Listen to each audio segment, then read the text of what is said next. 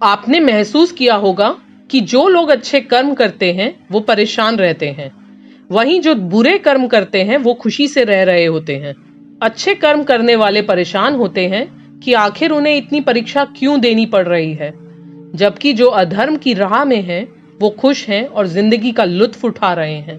अगर आपके मन में भी ये सवाल आया है तो आज हम आपको बताने जा रहे हैं कि ऐसा क्यों होता है। इसका वर्णन भगवत गीता में भगवान कृष्ण ने किया है। भगवत गीता एक ऐसा ग्रंथ है कि इसमें इंसान के मन में उठने वाले हर सवाल का जवाब मिल जाता है। भगवत गीता में वर्णित कथा के अनुसार जब भी अर्जुन के मन में कोई दुविधा होती थी तो वो श्री कृष्ण के पास पहुंच जाते थे। एक बार की बात है, अर्जुन ने भगवान श्री कृष्ण के पास जाकर बोला कि वो दुविधा में है। श्री कृष्ण ने पूछा कि क्या सवाल है।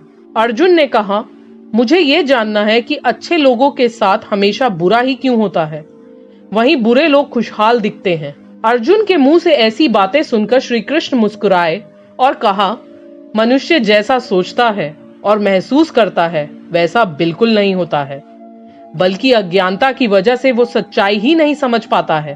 अर्जुन उनकी ये बात समझ नहीं पाए। इसके बाद श्री कृष्ण ने क्या कहा वो जानते हैं। श्री कृष्ण ने अर्जुन से कहा, पार्थ, मैं तुम्हें एक कथा सुनाता हूँ, उसे सुनकर तुम समझ जाओगे कि हर प्राणी को उसके कर्म के हिसाब से ही फल मिलता है। प्रकृति हर किसी को अपनी राह चुनने का मौका देती है। अब वो मनुष्य पर निर्भर करता है कि उसे धर्म की राह चुननी है या अधर्म की। कथा शुरू करते हुए श्री कृष्ण ने कहा, एक नगर में दो पुरुष रहा करते थे। एक पुरुष व्यापारी था। उसके जीवन में धर्म की बहुत महत्ता थी। वो पूजा पाठ में यकीन रखता था। वो हर रोज मंदिर जाता था और दान धर्म भी बहुत करता था और हर रोज भगवान की पूजा करता था। वहीं दूसरा पुरुष बिल्कुल विपरीत था। वो हर रोज मंदिर तो जाता था लेकिन पूजा करने नहीं, बल्कि मंदिर के बाहर से जूते चप्पल चुराने। उसे दान और धर्म से कोई लेना देना नहीं होता था। समय बीतता गया और एक दिन बहुत जोर से बारिश हो रही थी। इस वजह से मंदिर में पुजारी के अलावा कोई नहीं था। ये बात जब दूसरे पुरुष को पता चली तो उसने कहा कि ये सही मौका है मंदिर का धन चुराने का। पंडित से नजर बचाकर उसने मंदिर का सारा धन चुरा लिया। उसी समय धर्म कर्म में विश्वास रखने वाला व्यक्ति भी मंदिर पहुंचा। दुर्भाग्य से मंदिर के पुजारी ने उसे ही चोर समझ लिया और चिल्लाने लगे। वहां लोग एकत्र हो गए और उसे बहुत मारा। किसी तरह वो बचते बचाते वहां से निकला तो दुर्भाग्य ने उसका साथ वहां भी नहीं छोड़ा। मंदिर के बाहर वो एक गाड़ी से टकरा गया और घायल हो गया। फिर वो व्यापारी लंगड़ाते हुए घर जाने लगा तो रास्ते में उसकी मुलाकात उस पुरुष से हुई जिसने मंदिर से धन चुराया था। उसने कहा, आज तो मेरी किस्मत चमक गई, एक साथ इतना सारा धन मिल गया।